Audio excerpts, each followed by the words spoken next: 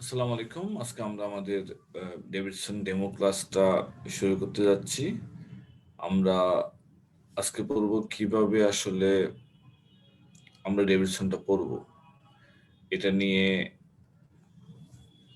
আমাদের একটু live idea. সেটা হচ্ছে ডেভিডসনে ইম্পর্টেন্ট প্রতিটা চ্যাপ্টার আছে। সেই চ্যাপ্টারের আপনি ইম্পর্টেন্ট ইনফরমেশনগুলো কিভাবে জানবেন আসলে তার জন্য। সেটা হচ্ছে ডেভিডসনের প্রত্যেকটা লাইন ইম্পর্টেন্ট, কিন্তু আপনার সব লাইন হচ্ছে আপনার মনে রাখা লাগবে না। আপনার খুব বেশি ইম্পর্টেন্ট লাইনগুলো মনে রাখা লাগবে। যেমন আসেন আজকে যদি আমরা একটা ডিজিজ ইম্পর্টেন্ট ডিজিজ পড়ি, সেক্ষেত্রে একটু আমরা ডিজিজতে যাই।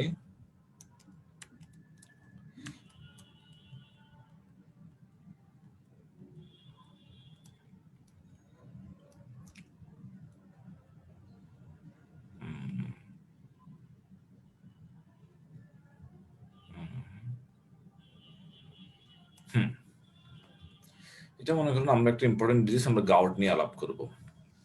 এখন আপনার প্রথমে যখন আপনি গাউট পড়বেন, গাউট পড়ার আগে আপনার কয়েকটা জিনিস মাথায় রাখতে হবে। এক নাম্বার কথা, না আমি গাউট সম্পর্কে আমি পড়বো, প্রথম কথা হচ্ছে আপনার জানতে হবে গাউট জিনিসটা কি। ফার্স্ট কোয়েশ্চেন আপনার কাছে। সেকেন্ড কোয়েশ্চেন, গাউটের এপিডেমিওলজি কেমন, কাদের গাউট হয় এবং কি কারণে হয়। তাহলে গাউট কি, কাদের গাউট হয়, কি কারণে হয়। এর পরের কোয়েশ্চনটা হচ্ছে আপনার গাউটের পেশেন্ট কি ক্লিনিক্যাল ফিচার নিয়ে আসে, আপনি কিভাবে বুঝতে পারবেন এটা পেশেন্টের গাউট। এর পরের কোয়েশ্চনটা হচ্ছে সেই গাউটের পেশেন্টকে আমরা কি ইনভেস্টিগেশন দিব। লাস্ট ইয়ে হচ্ছে গাউটের পেশেন্টের ট্রিটমেন্ট কি, গাউটের কমপ্লিকেশন বা প্রগনোসিস কেমন। তাহলে দেখেন খুব ইম্পর্টেন্ট, আপনি যে কোনো একটা ডিজিজ পড়তে গেলে আপনার মাথার মধ্যে যদি আপনি 5টা কোয়েশ্চন সেট করে ফেলেন, তাহলে আপনার আনসার হয়ে যাবে। এক নম্বর হচ্ছে গাউট কি, 2 নম্বর হচ্ছে গাউটের ক্লিনিক্যাল ফিচারটা কি, এপিডেমিওলজিটা কি, 3 নম্বর হচ্ছে গাউটের ক্লিনিক্যাল ফিচারটা কি, গাউটের ইনভেস্টিগেশনটা কি, গাউটের ম্যানেজমেন্টটা কি। তাহলে এই জিনিসটা যদি আপনার মাথার মধ্যে ঢুকে যায়, তাহলে আপনার একটু মোটামুটি কনফার্ম হয়ে যাবে। সাকিব, তো যে আপনি বলেন তো, একটা গাউটের পেশেন্ট যদি আপনার কাছে আসে, আপনি কিভাবে বুঝতে পারবেন কি ক্লিনিক্যাল প্রেজেন্টেশন নিয়ে আসে, কোনো আইডিয়া আছে? অথবা রিয়াজ মাহমুদ তমাল ভাই বলেন তো, একটা গাউটের পেশেন্ট যখন আপনার কাছে আসবে, কি প্রেজেন্টেশন নিয়ে আসলে আপনি চিন্তা করবেন এটা গাউট।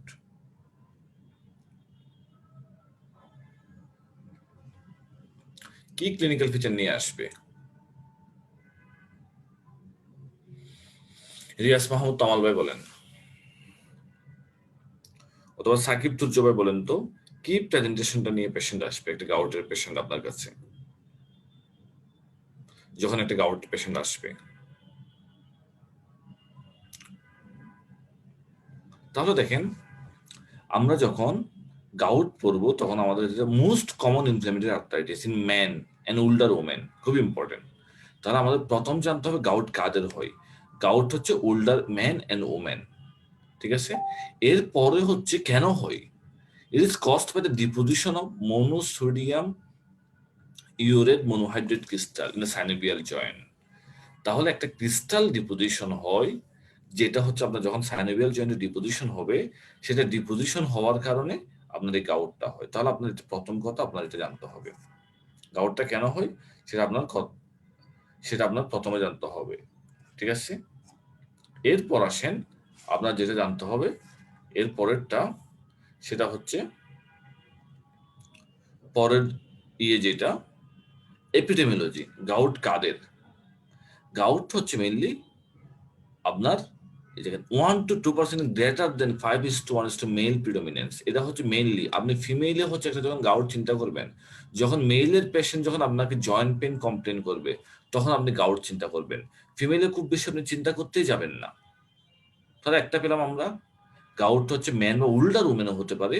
তো মেয়েদের ক্ষেত্রে বেশি প্রিডোমিনেন্স 5:1, 5জন ছেলের হলে একজন মেয়ের হবে। এটা খুব ইম্পর্টেন্ট, গাউট কাদের হবে। এখন আসেন এর পরের কোয়েশ্চন, গাউট আর কাদের হতে পারে। সাধারণত যাদের ওবেস পেশেন্ট, ওবেসিটি, যাদের মেটাবলিক সিনড্রোম আছে, মেটাবলিক সিনড্রোম, তাদের হচ্ছে আপনার গাউট হওয়ার চান্স খুব বেশি। যেমন দেখেন, আপনাকে যদি একটা পেশেন্ট বলে ফিমেল, মেল পেশেন্ট, সে ওবেস, সে হাইপারটেনসিভ ডায়াবেটিস পেশেন্ট, আপনাকে বললো হচ্ছে আমার ইন্ডেক্স ফিঙ্গারের একদম টার্মিনাল ইয়েটা একদম পেইন, সুয়েলিং, রেডনেস হয়ে গেছে হঠাৎ করে লাস্ট 4-5 ঘন্টা ধরে। তখন তখন আপনার চিন্তা করতে হবে এটা গাউট হতে পারে। মোস্ট কমনলি এটা গাউট হতে পারে। কেন? কারণ আপনি রিস্ক ফ্যাক্টর ফেলেন। 1 নাম্বার রিস্ক ফ্যাক্টর কি? এটা হচ্ছে একটা মেল পেশেন্ট, তার patient diabetic, patient hypertensive, diabetic hypertensive metabolic syndrome. আমাদের জানতে আপনারা পাশে একটু নোট করে রাখেন। মেটাবলিক সিনড্রোম কখন বলি আমরা? 5টা মোটামুটি কম্পোনেন্ট মনে রাখলে হবে। 1 নাম্বার হচ্ছে মেটাবলিক সিনড্রোম মানে হচ্ছে আপনার patient obeys, 2 number diabetes mellitus থাকবে, 3 নাম্বার হাইপারটেনশন থাকবে, 4 নাম্বার হাইপারলিপিডিমিয়া থাকবে, 5 নাম্বার হাইপারইউরেসিমিয়া থাকবে। সেক্ষেত্রে আমরা তাদেরকে গাউট মেটাবলিক সিনড্রোম বলি।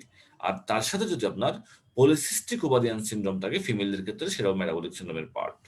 তাহলে দেখেন, যদি এরকম মেটাবলিক সিনড্রোমের কোনো পেশেন্ট যদি আপনার কাছে জয়েন্ট পেইন বলে, তখন আপনার গাউট চিন্তা করতে হবে। তাহলে এখান থেকে আমাদের শুধু এইটুকু জিনিসটাই লাগবে। এখন আসুন পরের ইয়েটা, যেটা হচ্ছে আপনার বিভিন্ন জায়গায় সবসময় পরীক্ষাতে কোয়েশ্চেন হয়, সেটা হচ্ছে কজেস অফ গাউট। গাউটের কজ কি কি? দেখেন, যদি আপনি গাউটের কজ মনে রাখেন, একটা ইম্পর্টেন্ট কজ যেটা আপনি মনে রাখেন সেটা হচ্ছে রেনাল ফেলোর। একদম মোস্ট কমন কজ রেনাল ফেলোর। সেটা কিরকম?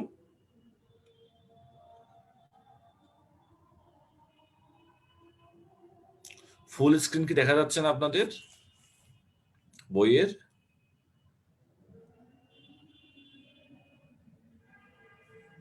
একটু বলবেন ফুল স্ক্রিনকে দেখা যাচ্ছে কিনা? ফুল স্ক্রিন কি দেখতে পাচ্ছেন আপনারা বইয়ের? তাহলে দেখেন, গাউটের আপনাদের হচ্ছে আমাদের যদি আপনি কজ চিন্তা করেন, রিস্ক ফ্যাক্টর কাদের গাউট হবে, যেমন যদি আপনাকে একটা সিকেডির পেশেন্ট, রেনাল ফেলিওরের পেশেন্ট আপনাকে এসে যদি বলে আমার জয়েন্ট পেইন হচ্ছে, তাহলে অনেকগুলো কজ আছে। তার মধ্যে একটি ইম্পর্টেন্ট কজ হচ্ছে সেই রেনাল ফেলিওরের পেশেন্ট আপনার গাউট চিন্তা করতে হবে। অথবা একটা আপনার বাসায় অথবা আশেপাশে একটা হার্ট ডিজিজের পেশেন্ট আছে, সে হচ্ছে ইকুয়েস্পিরিন খাচ্ছে, লুডোস এসপিরিন খাচ্ছে, অথবা হাইপারটেনশনের জন্য ডায়াবেটিক্স খাচ্ছে, অথবা সাইক্লোস্পিরিন খাচ্ছে কোনো কারণে, অথবা এনটিটিভির পেশেন্ট পাইরেজিনামাইড খাচ্ছে। সেই রোগী আপনার কাছে এসে বললো যে আমার জয়েন্ট পেন, আমার হচ্ছে হ্যান্ডে জয়েন্টে পেন, অথবা আমার পায়ের জয়েন্টে পেন।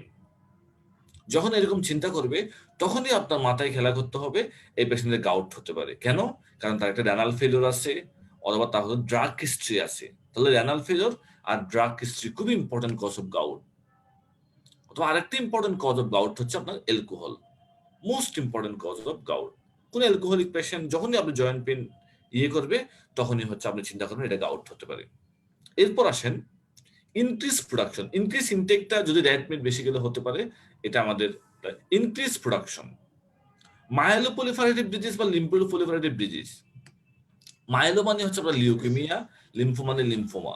কোন লিউকেমিয়া লিম্ফোমার পেশেন্ট বা হচ্ছে সোরিয়াসিসের পেশেন্ট, আপনার আশেপাশে কোনো একটা ডার্মাটোলজি সোরিয়াসিসের রোগী আছে, পেশেন্ট বললো যে আমার অনেক দিন ধরে সোরিয়াসিস, বাট সেই পেশেন্ট আপনার কাছে আসলে জয়েন্ট পেন নিয়ে, ঠিক আছে, সিঙ্গেল জয়েন্ট পেন নিয়ে। গাউটে নর্মালি সিঙ্গেল জয়েন্ট পেন হয়, তখন আপনি চিন্তা করবেন এটা গাউটের কারণ হতে পারে। সোরিয়াটিক আরেকটা ডিজিজ হতে পারে, সোরিয়াটিক আর্থ্রাইটিস। এখন আপনি কিভাবে ডিফারেন্সিয়েট করবেন এটা কি সোরিয়াটিক আর্থ্রাইটিস নাকি এটা গাউট? যদি তার অলিগো আর্থ্রাইটিস হয়, সাথে ব্যাক পেন, টেন্ডন ইনফ্ল্যামেশন, সেক্ষেত্রে আপনি বেশিরভাগ যাবেন সোরিয়াসিসের দিকে। যদি শুধু সিঙ্গেল জয়েন্ট পেন হয়, তাহলে আপনি চিন্তা করবেন গাউট। গাউটের মোস্ট টিপিক্যাল যে জয়েন্ট ইনভলভমেন্ট করে আমরা সবাই জানি, ফার্স্ট মেটাটার্সোফ্যালেঞ্জিয়াল জয়েন্ট। তবে এটা না, এটার বাইরেও গাউট ইনভলভমেন্ট হয়। যেমন ডিস্টাল হাতের আপনার একদম ডিস্টাল ইন্টারফ্যালেঞ্জিয়াল জয়েন্টগুলো ইনভলভমেন্ট হলে সেটা গাউট হতে পারে। অথবা যদি আপনার নি জয়েন্ট ইনভলভমেন্ট হয়, সেটা গাউট হতে পারে। তাহলে দেখেন, আমরা যেটা আলাপ করতেছিলাম, গাউট আসলে ইনসিডেন্স, গাউট কাদের হবে? 1 নম্বর ম্যান, 5:1 ম্যানদের হবে, ঠিক আছে, 5:1, 5 জন ছেলে হলে 1 জন মেয়ে, এরকম। 2 নম্বর মাথায় রাখতে হবে মেটাবলিক সিনড্রোম, মানে কোনো diabetic patient, hypertensive patient, obese patient, হাইপারলিপিডিমিয়ার পেশেন্ট যদি জয়েন্ট পেন কমপ্লেন করে, আপনার গাউট মাথায় রাখতে হবে। এরপর আসেন কজ কি। মোস্ট কমন কজ রেনাল ফেলোর, সাথে কিছু হচ্ছে ড্রাগ, ডায়ারেটিক্স, লোভ ডায়ারেটিক্স, লুডোসেস্পিরিন, সাইক্লোস্পিরিন, পাইরিজিনামাইড। এগুলো হচ্ছে কমন কজ অফ গাউটের জন্য। যদি এরকম কোনো ড্রাগ নিচ্ছে বা এরকম কোনো ডায়াগনোসড কেসের পেশেন্ট আপনার কাছে জয়েন্ট পেইন কমপ্লেন করে, তখন আপনি গাউট চিন্তা করবেন। এখন আসেন, গাউটের কমন ক্লিনিক্যাল ফিচারটা কি হবে? কমন ক্লিনিক্যাল ফিচার কি নিয়ে আসবে পেশেন্ট? দেখেন, খুব ইম্পর্টেন্ট, কমনলি রিপিট অনসেট। যদি কোনো পেশেন্ট বলে তার 10 দিন ধরে জয়েন্ট পেন, তখন আপনি এটা গাউট চিন্তা করবেন না। অথবা তার 2 দিন ধরে জয়েন্ট পেন, তখন আপনি গাউট চিন্তা করবেন না। যদি বলে আমার হঠাৎ করে এই জয়েন্টে ব্যথা হয়ে গেছে ফর 2 থেকে 6 আওয়ার্স, সাডেন অনসেট, ম্যাক্সিমাম হচ্ছে 2 থেকে 6 ঘন্টার মধ্যে, ইন দ্য আর্লি মর্নিং, যখন সে সকালবেলা হাঁটবে, সকালবেলা হাঁটার সময় সে মনে করবে যে তার হচ্ছে এই জয়েন্টটা, ফার্স্ট মেটাফারেঞ্জাল জয়েন্টটা পেইন হয়ে গেল, তখন আপনি চিন্তা করবেন গাউট। এখন আরেকটা সমস্যা, আমাদের গাউট ডায়াগনোসিস মিস হয় কখন? এটা টিপিক্যাল সাইট হচ্ছে ফার্স্ট এমটি জয়েন্ট। তবে 50% কেসে, 50% কেসে বা আদার কমন সাইড আছে। যদি কেউ হঠাৎ করে বলে আমার 2-3 ঘন্টা ধরে অ্যাঙ্কেল জয়েন্ট পেইন হয়ে গেছে, অথবা মিড ফুটের জয়েন্ট গুলার পেইন, অথবা নি জয়েন্ট পেইন, অথবা স্মল জয়েন্ট পেইন, অথবা হচ্ছে আপনার হ্যান্ড বা রিস্ট এলবোতে পেইন হয়ে গেছে, তখন আপনার চিন্তা করতে হবে এটাও গাউট। মানে সব সময় ফার্স্ট এমটিপি জয়েন্ট নিয়ে আপনার বসে থাকলে হবে না। ওই যে রিস্ক ফ্যাক্টর গুলো বললাম, কিছু ডায়াগনোসিস ডিজিজ, সেই পেশেন্ট গুলো যদি ফার্স্ট এমটিপি জয়েন্ট, অথবা অ্যাঙ্কেল জয়েন্ট, অথবা নি জয়েন্ট, অথবা রিস্ট জয়েন্ট, অথবা ফার্স্ট এমটিপি জয়েন্ট, এইগুলো যদি কমপ্লেন করে, তখন আপনার চিন্তা করতে হবে এটা গাউট। তবে নেভার, এটা হচ্ছে শর্ট হিস্ট্রি। পেশেন্ট যখন বলবো আপনার 1 দিন ধরে ব্যথা, যদি রুগী বলে আমার 7 দিন ধরে এখানে ব্যথা আছে, তখন আপনি কখনোই চিন্তা করবেন না গাউট। কারণ গাউট কখনো 7 দিন থাকবে না, সে নিজে নিজে 1 সপ্তাহের মধ্যে ভালো হয়ে যাবে। আপনি ট্রিটমেন্ট করেন বা না করেন, গাউট ভালো হয়ে যাবে, নিজে নিজেই ভালো হয়ে যাবে। তবে আপনি যখন রিস্ক ফ্যাক্টর চিন্তা করবেন, যখন শর্ট হিস্ট্রি থাকবে, সেটা আমাদের মিস হয় কখন? যখন পেশেন্ট বলবো আমার নি জয়েন্ট পেইন হঠাৎ করে আজকে 3-4 ঘন্টা ধরে এত বেশি ব্যথা, তখন দেখলেন আপনি ব্যাকগ্রাউন্ড হিস্ট্রি দেখলেন পেশেন্ট ডায়াবেটিক, হাইপারটেনসিভ, মানে মেটাবলিক সিন্ড্রোমের পেশেন্ট, সাথে পেশেন্ট ডায়াবেটিক্স পাচ্ছে, তারপর হচ্ছে অ্যাসপিরিন খাচ্ছে, সেই রোগী আপনার কাছে গাউট নিয়ে আসবে। মানে তারা মেইনলি গাউট নিয়ে আসে। আর দেখেন severe pain and extreme tenderness, আপনি জাস্ট ওই জয়েন্ট একটু জাস্ট টুকা মেরে দেখলেন, রোগী বলবে যে এত বেশি ব্যথা, ওরস্ট পেইন এভার, মানে ওরস্ট পেইন এভার। পেশেন্টের কারণে আপনি ব্যথায় হাত দিতে পারবেন না, পেশেন্ট হাঁটবেও না, মানে জাস্ট বসে থাকবে 5-6 ঘন্টা ধরে, নি জয়েন্টটা নিয়ে সে বসে থাকবে, অথবা অ্যাঙ্কেল জয়েন্ট নিয়ে, অথবা রিস্ট জয়েন্ট নিয়ে, অথবা ফার্স্ট এমটিবি জয়েন্ট নিয়ে, তখন আপনি চিন্তা করবেন এটা হচ্ছে গাউটের পেশেন্ট।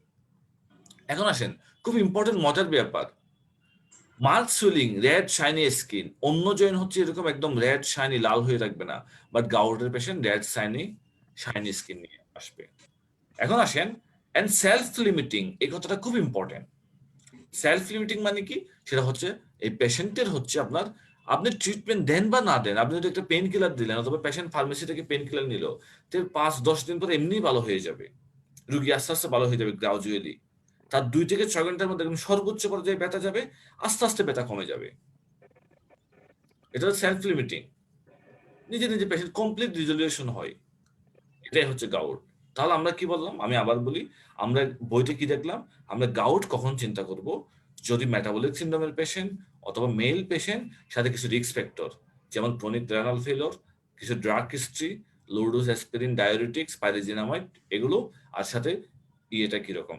এখন আসেন, পেশেন্টকে আমরা কি ট্রিটমেন্ট দিব গাউটের পেশেন্টকে, অথবা ইনভেস্টিগেশন, যদি আপনাকে একটা ইনভেস্টিগেশন বলতে বলে, একজন বলেন তো দেখি, আসাদুজ্জামান বলেন তো, গাউটের পেশেন্টকে যদি আপনাকে বলো পরীক্ষার আসলো, বা আপনি একটা ইনভেস্টিগেশন করবেন একটা গাউটের পেশেন্টকে, কোন ইনভেস্টিগেশনটা করবেন? ভাইয়া বায়োপসি করে ক্রিস্টাল দেখতে হবে ভাইয়া, কনফার্মেটরি হিসেবে। বায়োপসি করে ক্রিস্টাল ধরতে হবে, ভেরি গুড, উনি খুব ইম্পর্টেন্ট। আর কেউ কোনো কিছু, আর একটু আর ভাইয়া থার্ড স্পেসিফিক করে সিরাম বলেন। সিরাম ইউরিক অ্যাসিড দেখবো ভাইয়া।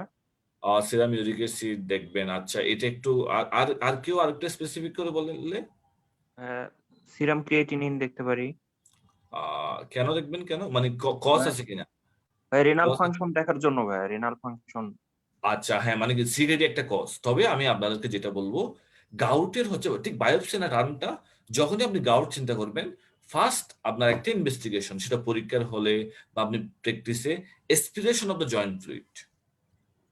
আচ্ছা আচ্ছা, আপনি জয়েন্ট aspiration. ফ্লুইডটা এসপিরেশন করবেন, এসপিরেশন করে তারপর আপনি ক্রিস্টাল দেখবেন। এটা একটি 1 নাম্বার ইনভেস্টিগেশন শুধু।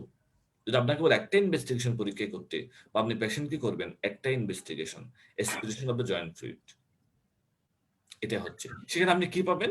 সেখানে আমরা একটা ক্রিস্টাল পাই। সবাই একটু, ক্রিস্টালটার নাম মনোসোডিয়াম ইউরেট ক্রিস্টাল। এটা হচ্ছে নিডল শেপ। সেই ক্রিস্টাল পেলে আপনি বুঝতে পারবেন হচ্ছে এটা গাউট। এটা হচ্ছে 1 নম্বর ইনভেস্টিগেশন ডায়াগনোসিসের জন্য। সাথে আপনি ওই জায়গায় একটা এক্স-রে করতে পারেন। তার নিজ জয়েন্টে আসলো, আপনি একটা নিজ জয়েন্টের এক্স-রে করলেন। সেখানে আপনি দেখলেন যে পাঞ্চড আউট একটু লেশন। এটা 2 নম্বর ইনভেস্টিগেশন। 3 নম্বর ইনভেস্টিগেশন আপনি সিবিসি করতে পারেন। সিবিসি তে হচ্ছে নিউট্রোফিল কাউন্ট বেশি হবে ইনফ্ল্যামেশনের কারণে। তবে একিউট গাউট আপনারা মনে রাখবেন, খুব ইম্পর্টেন্ট কথা, serum uric acid usually normal থাকে। আমি দেখাচ্ছি আপনাদেরকে। একটা আমি এরকম অনেক পেলাম, পেশেন্টের জয়েন্ট পেইন আছে। সিভিয়ার একদম টিপিক্যাল মনে হচ্ছে তার হচ্ছে এই যে শুধু ইন্ডেক্স ফিঙ্গারে pain and swelling extreme tenderness নিয়ে আসছে। Diabetic patient, ischemic heart disease patient, Ecosprin খাচ্ছে। এবং সেই পেশেন্ট তখন এক ডাক্তারের কাছে দেখালো, ডাক্তারটা সিরাম ইউরিক অ্যাসিড দিল। দেখলো যে ইউরিক অ্যাসিড নরমাল। তখন বললো যে না, আপনার তো ইউরিক অ্যাসিড নরমাল, এটা গাউট না। তখন তাকে হচ্ছে অন্য আদার কোনো ইনফ্ল্যামেটরি আর্টারিস আছে কিনা এটা চিন্তা করতেছে। তাহলে দেখেন, একিউট গাউট নরমাল থাকে, ইনফ্ল্যামেশন হলে ইউরিক অ্যাসিড নরমাল হয়ে যায়। ক্রনিক কোনো কিছু হলে ক্রনিক হাইপারউরেসিমিয়া হয়, বাট একিউট গাউটে ইউরিক অ্যাসিড নরমাল থাকে ইউজুয়ালি। তাহলে এটা। আর সাথে আপনি মেটাবলিক সিন্ড্রোমের কজ খুঁজে বের করবেন। সেটা কি? মেটাবলিক সিন্ড্রোমের যদি আপনি কজ খুঁজে বের করার জন্য আপনি পেশেন্টের ডায়াবেটিস আছে কিনা দেখবেন, হাইপারটেনশন আছে কিনা দেখবেন, হাইপারলিপিডেমিয়া আছে কিনা দেখবেন, এগুলা দেখবেন, এগুলা টেস্ট করবেন। সাথে হচ্ছে পেশেন্টকে আপনি কজের জন্য উনি যেটা বললো, আমরা ক্রিটিনিন লেভেল করব, বা কোনো ড্রাগ হিস্ট্রি, বা কোনো সোরিয়াসিস বা মাইলোপ্রলিফারেটিভ লিম্ফোয়েড ডিজিজ আছে কিনা আমরা এটা দেখবো। তাহলে দেখেন ইনভেস্টিগেশন আমরা যেটা আলাপ করতেছিলাম, সেটা হচ্ছে খুব ইম্পর্টেন্ট ইনভেস্টিগেশন আমরা যেটা আলাপ করতেছিলাম। এই দেখেন, 1 নাম্বার ক্রিস্টাল বা এসপিরেশন অফ দ্য জয়েন্ট। যদি আপনাকে একটা ইনভেস্টিগেশন করতে বলে, সে একটা ইনভেস্টিগেশন হচ্ছে আপনার এসপিরেশন অফ দ্য জয়েন্ট। শেষ। Joint aspiration, aspiration of the joint investigation. দেখেন, এসপিরেট ফ্রম জয়েন্ট, এটা একটা ইনভেস্টিগেশন। এখানে আমরা মনোসোডিয়াম ইউরেট ক্রিস্টাল পাবো। আর সাথে আমরা আর কি করতে পারি, যদি আরো ইনভেস্টিগেশন বলে, সেক্ষেত্রে আমরা হচ্ছে ওই যে আদার ইনভেস্টিগেশন গুলো, যেমন দেখেন আমরা সেখানে কি পেতে পারি, এখানে হচ্ছে আমরা ক্রিস্টালটা পাবো, আর সাথে একটা এক্স-রে করতে পারি। আর বায়োকেমিক্যাল টেস্ট আমরা কি করতে পারবো, লিপিড প্রোফাইল দেখতে পারবো, হাইপারলিপিডেমিয়া আছে কিনা মেটাবলিক সিন্ড্রোমের জন্য, ঠিক আছে, অথবা ডায়াবেটিক টেস্ট, অথবা রেনাল ফাংশন টেস্ট, এগুলো করবো। Uric acid and glucose, glucose তো ডায়াবেটিসের জন্য। সাথে উনি যেটা বলে দেখেন, hyperuricemia is usually present in gout, but level may be normal during acute attack. যখন একিউট গাউট হবে, আমি বারবার বলতেছি, একিউট গাউটের ক্ষেত্রে আপনার হচ্ছে ইয়েটা নর্মাল হয়ে যায় ইউজুয়ালি। আর আপনি সিবিসি করলে সেখানে ইএসআর সিআরপি বেশি পাবেন, সাথে নিউট্রোফিলিয়া পাবেন। আর লাস্টে হচ্ছে আপনি একটা এক্স-রে করবেন। এক্স-রে হচ্ছে ওয়েল ডিমার্কেটেড ইউরেশন। তাহলে এটাই হচ্ছে গাউটের ইয়ে। তাহলে আমাদের একটাই ইনভেস্টিগেশন, সেটা হচ্ছে আমরা কি করব, আমরা হচ্ছে এসপিরেশন অফ দ্য জয়েন্ট। এখন আসেন গাউটের ট্রিটমেন্ট, খুবই ইম্পর্টেন্ট। আপনি একটা পেশেন্ট গাউট আপনি বুঝতে পারলেন যে তার একদম টিপিক্যাল সাইজ, যেমন এটা গাউট হয়ে গেল এই পেশেন্টের, এটা কিন্তু এমটিপিতে না, ফার্স্ট ইয়েতে ফিঙ্গারে, হাতের আঙ্গুলের ডিস্টাল ইন্টারফেরেন্সিয়াল জয়েন্টে গাউট হয়ে গেছে, ঠিক আছে। পেশেন্টের আগে অস্টিওআর্থ্রাইটিস ছিল, তার গাউট হলো, ঠিক আছে। আপনি কি ট্রিটমেন্ট দিবেন একিউট গাউটে? কি ট্রিটমেন্ট দিবেন একটা পেশেন্টকে? একটা একিউট গাউটের পেশেন্ট আসলো আপনার কাছে, আপনি ট্রিটমেন্ট দেওয়া শুরু করবেন, ওই পেশেন্টকে কি ট্রিটমেন্ট দিবেন?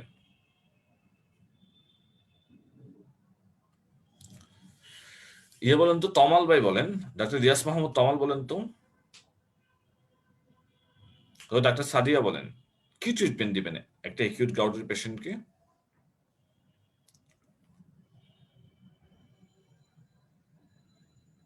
আপনি বুঝতে পারলেন এটা একিউট গাউট, আপনি কি ট্রিটমেন্ট দিবেন ওই পেশেন্টকে?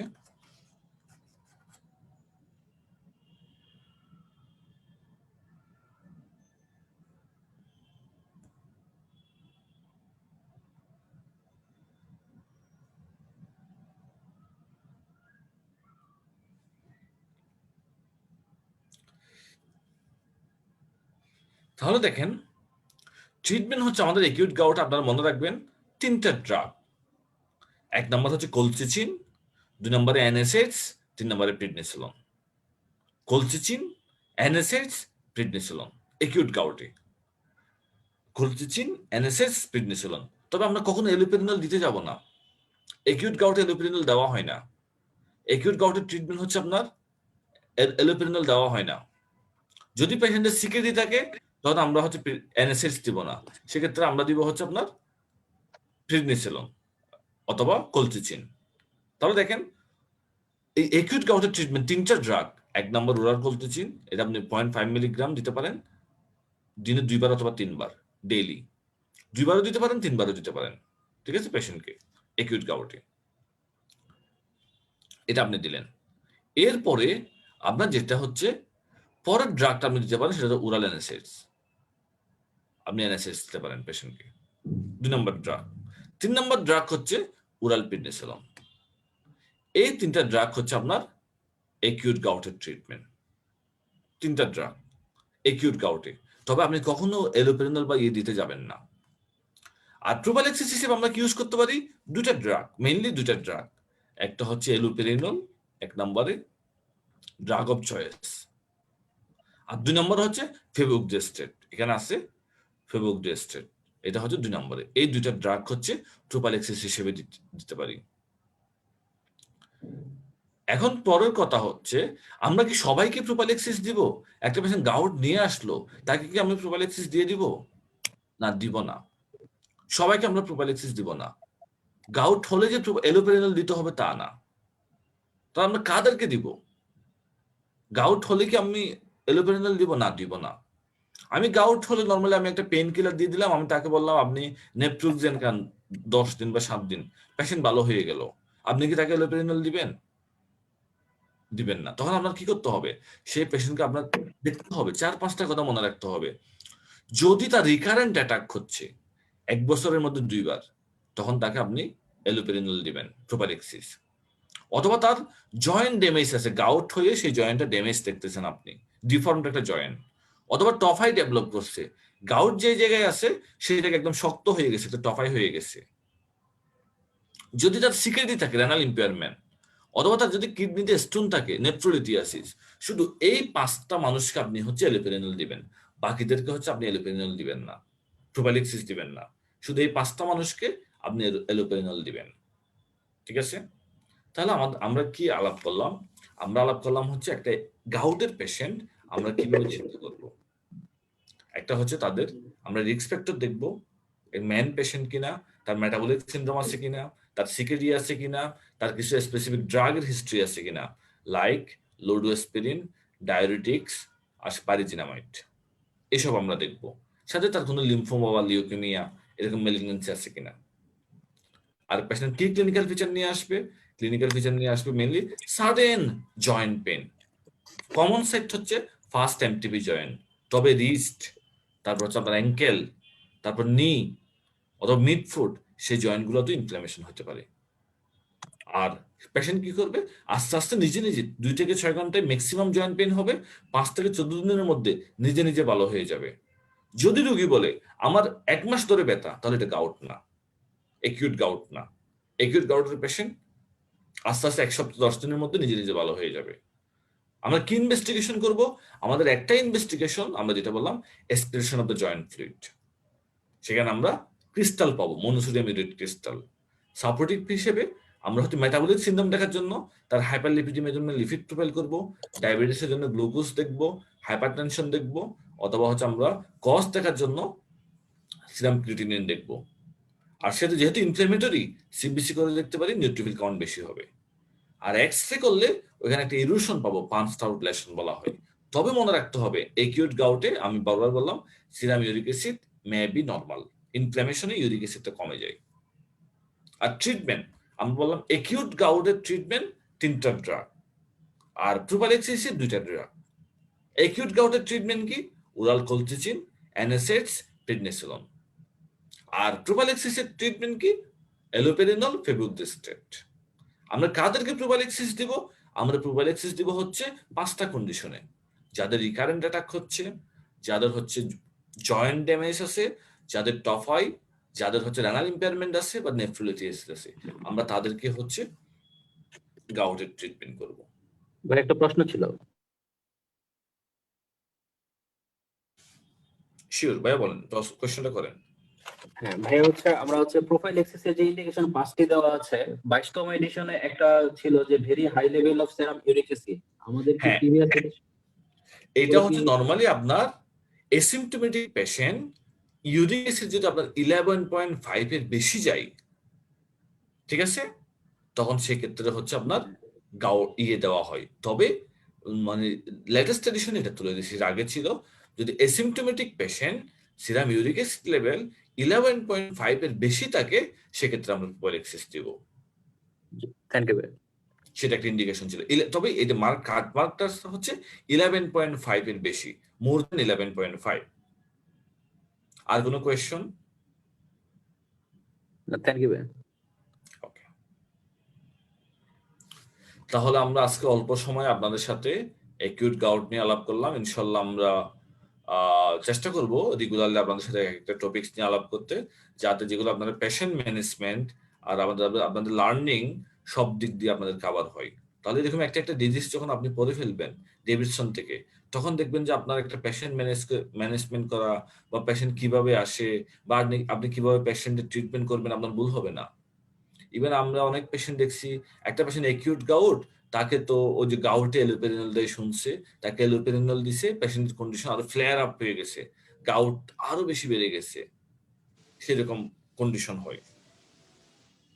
মানে ওই জানছিল গাউটে এলোপেরিনল দেওয়া হয়, সাথে সাথে সেই রোগীকে এলোপেরিনল ডিমস থেকে এলোপেরিনল শুরু করে দিল, তখন পেশেন্টের ফ্লেয়ার আপ হয়। গাউটে হচ্ছে অ্যাকিউট গাউটে আপনি যখন এলোপেরিনল দিবেন, তখন হচ্ছে আপনার ফ্লেয়ার আপ হবে, সাথে সাথে আপনি দিতে পারবেন না। এই যে প্রোফাইলেক্সিস দিবেন, সেটাও আপনি 14 দিন পরে, আপনার 2 উইকস, 2 সপ্তাহ পরে শুরু করবেন, কারণ 2 সপ্তাহ হচ্ছে গাউট ভালো হয়ে যায়, 2 সপ্তাহ পরে আপনি প্রোফাইলেক্সিস শুরু করবেন। তাহলে এটা হচ্ছে আপনাদের হোম মেসেজ, একিউট গাউটে এলোপেরিনল দিবেন না, শুধু এনএসএস দিবেন আর পেশেন্টকে অবজার্ভ করবেন। সেকেন্ড হোম মেসেজ হচ্ছে শুধু ফার্স্ট এমটিবি জয়েন্টে গাউট হতে পারে না, আদার জয়েন্টেও কিছু নি, অ্যাঙ্কেল, এলবো এইসব জয়েন্টেও গাউট হতে পারে। থার্ড হোম মেসেজ হচ্ছে মেটাবলিক সিন্ড্রোমের patient, diabetic, hypertensive, ischemic heart ডিজিজের পেশেন্ট, অথবা যার ডায়াবেটিক্স বা থিকোস্প্রিন পাচ্ছে, অথবা সিগারেটের পেশেন্ট, তারা যখন জয়েন্ট পেন কমপ্লেন করবে, তখন আপনার সবসময় গাউট কথাটা মাথায় রাখতে হবে। আর লাস্ট হোম মেসেজ হচ্ছে সবসময় সিরাম ইউরিক অ্যাসিড দেখে গাউট জাজমেন্ট করতে যাবেন না, একিউট গাউটে সিরাম ইউরিক অ্যাসিড নরমাল থাকতে পারে।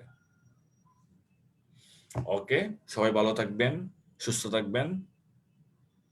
থ্যাংক ইউ, আসসালামু আলাইকুম। Thank you.